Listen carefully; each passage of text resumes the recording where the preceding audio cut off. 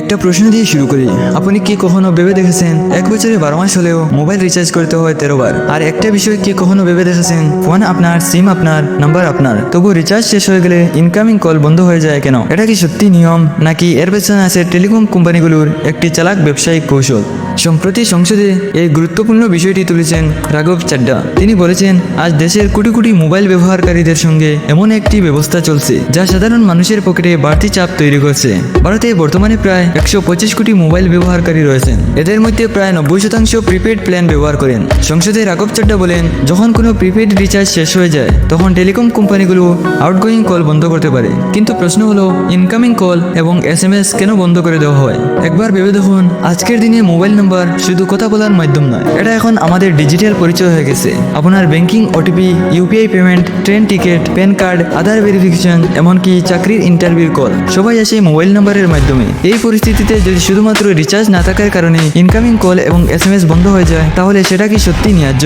রাঘব চাড্ডার মতে এটা শুধু একটি পরিষেবা বন্ধ করা নয়, বরং এটি কোটি কোটি মানুষের যোগাযোগের অধিকারকে সীমাবদ্ধ করে। তিনি আরও একটি বড় বিষয় তুলে ধরেন। ধরুন, আপনি যদি আধার আপডেট না করেন তাহলে কি আপনার আধার কার্ড বাতিল হয়ে যায়? আপনি যদি ব্যাংকে টাকা জমা না দেন তাহলে কি আপনার ব্যাংক অ্যাকাউন্ট সঙ্গে সঙ্গে বন্ধ হয়ে যায়? অথবা যদি আপনি কোনো নির্বাচনে ভোট না দেন তাহলে কি আপনার ভোটার ID বাতিল হয়ে যায়?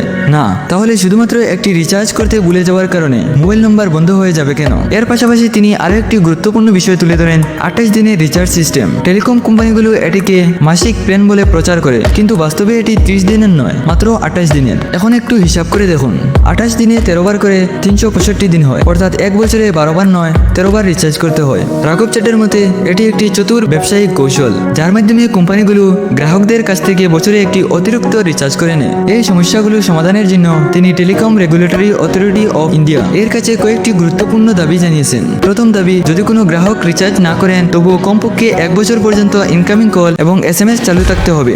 দ্বিতীয় দাবি, যদি কোনো নম্বরে দীর্ঘ সময় রিচার্জ না হয় তাহলে সেটি দ্রুত অন্য কাউকে দেওয়া যাবে না, কমপক্ষে 3 বছরের গ্রেস পিরিয়ড থাকা উচিত। এবং তৃতীয় দাবি, টেলিকম কোম্পানিগুলোর উচিত কম দামে ইনকামিং অনলি প্ল্যান চালু করা, যেমন মাত্র 10 টাকায় 180 দিনের ইনকামিং কল সুবিধা। যারা শুধু ইনকামিং কলের জন্য মোবাইল ব্যবহার করেন তাদের জন্য এই ধরনের প্ল্যান খুবই উপকারী হতে পারে। এই বিষয়টি এখন শুধু সংসদেই সীমাবদ্ধ নয়, সোশ্যাল মিডিয়াতেও এখন প্রশ্ন উঠেছে, 28 দিনের রিচার্জ সিস্টেম কি বদলানো উচিত? এটা কি সত্যিই টেলিকম কোম্পানিগুলোর ব্যবসায়িক কৌশল, নাকি এটি সাধারণ মানুষের উপর অতিরিক্ত আর্থিক চাপ? এখন দেখার বিষয়, সরকার এবং ট্রাই কি এই দাবিগুলোর উপর কোনো বড় সিদ্ধান্ত নেয়, নাকি আগের মতো এই সিস্টেম চলতে থাকবে?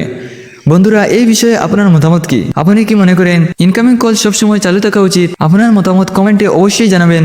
ভিডিওটি যদি তথ্যবহুল মনে হয় তাহলে লাইক করুন, শেয়ার করুন এবং এমন গুরুত্বপূর্ণ বিষয় জানার জন্য কারেন্ট স্কুপ চ্যানেলটি সাবস্ক্রাইব করতে ভুলবেন না। ধন্যবাদ।